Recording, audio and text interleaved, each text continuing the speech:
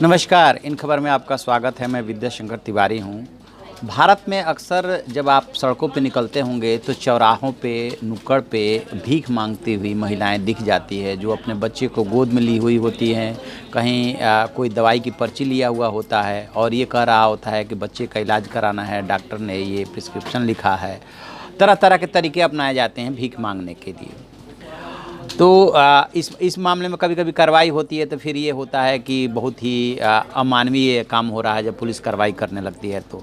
लेकिन अब जो मामले आ रहे हैं, ख़ास तौर से जब डिजिटल का ज़माना हुआ, ऑनलाइन भीख मांगने के जो तरीके अपनाए जा रहे हैं या जो ठगी की जा रही है, वो रोज़ कोई ना कोई सुर्खियाँ बनती है खबर कि इस तरह से ऐसे ठगी की गई। कभी भारत में हो जाती है तो कभी अमेरिका में हो जाती है, कभी इंग्लैंड में हो जाती है, लेकिन इस तरह की खबरें डेली आती रहती है। लेकिन संयुक्त अरब अमीरात में एक ऐसा मामला आया है जिसमें महिला ने क्या किया कि शादीशुदा महिला ने कि अपने 2 बच्चों को आगे करके और ऑनलाइन भीख मांगा। 17 दिनों में उसने $50,000 लगभग 35 लाख रुपए कमा लिए। जिन 2 बच्चों को उसने ऑनलाइन शो किया कि इन दोनों बच्चों की मैं परवरिश कर रही हूँ, हकीकत ये थी कि उन दोनों बच्चों को वो परवरिश कर ही नहीं रही थी, वो बच्चे उसके पति के पास थे।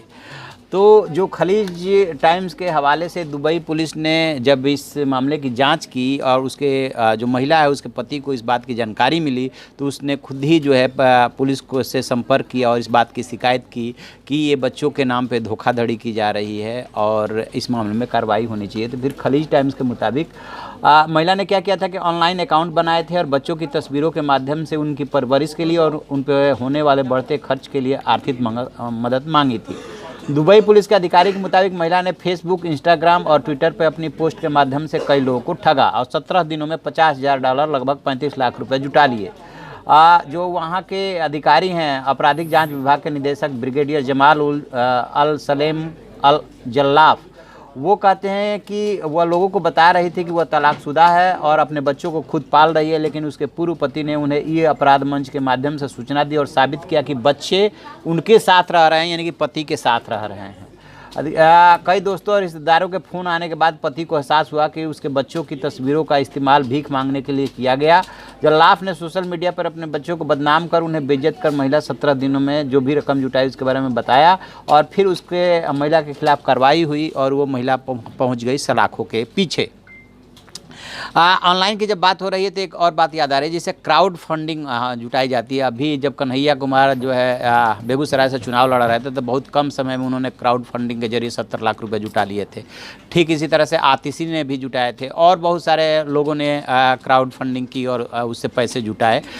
ये भी उसी तरह का एक तरीका है, बस इसमें ये किया गया था कि उन 2 बच्चों के फ़ोटो का इस्तेमाल किया गया, लोगों के संवेदनाओं को और जो भावनाएँ हैं उनके साथ एक तरह से धोखाधड़ी की गई, क्योंकि लोगों ने इस नाम पे उसको पैसे दिए कि इन बच्चों को महिला अकेले परवरिश कर रही है, इसके पास आय का कोई साधन नहीं है, इसके पति ने इसको छोड़ दिया है, जबकि हकीकत ये थी कि बच्चे पति के पास थे। कहने का मतलब सिर्फ ये है कि आजकल ऑनलाइन ठगी का धंधा अलग अलग तरीक़ों से चल रहा है। कोई लाइक के नाम पे, कोई बच्चों की तस्वीर डाल करके, कोई बहाना लेकर के ऑनलाइन जो है पैसे देने की अपील कर रहा है।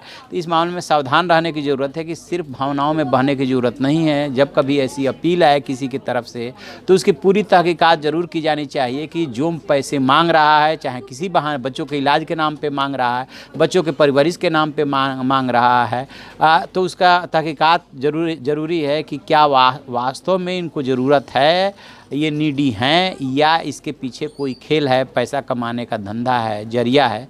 ये ज़रूर ध्यान रखें इस बात का, क्योंकि ऑनलाइन में ठगी का धंधा बहुत ज़ोर से चल रहा है देश विदेश सब जगह पे।